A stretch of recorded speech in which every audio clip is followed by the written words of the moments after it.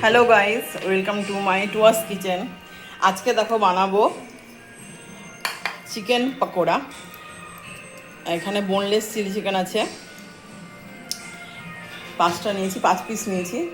এর মধ্যে আদা রসুনের পেস্ট, একটু লঙ্কা গুঁড়ি আছে। এটা ম্যারিনেট করে রেখে দেবো। এখন দেখতে থাকো কী করে করি। এবার এটা লঙ্কা গুঁড়ো পড়লো,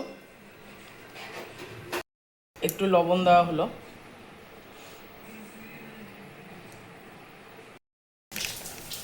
এবার একটু বেসন দেবো,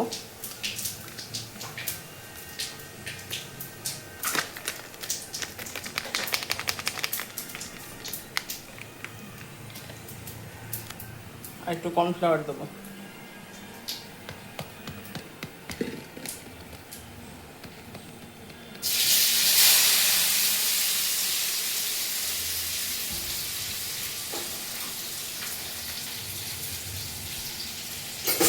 এরপরে একটা ডিম দিলাম। এবার এটাকে ভালো করে মাখাবো। আর একটু সোয়া সস দেবেন, আর একটু টমেটো সস।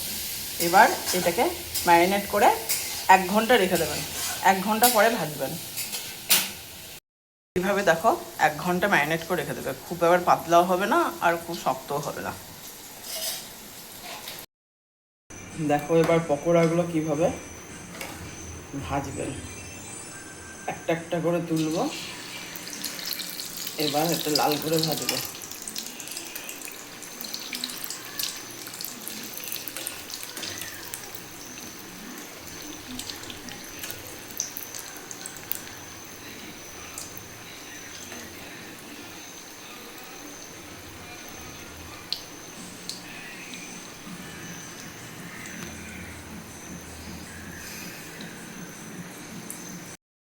এইভাবে লাল করে করে ভাজবেন।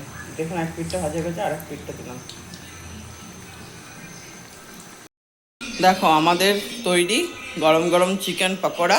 এটা চাটনির সঙ্গে পরিবেশন করবে, দারুণ লাগবে।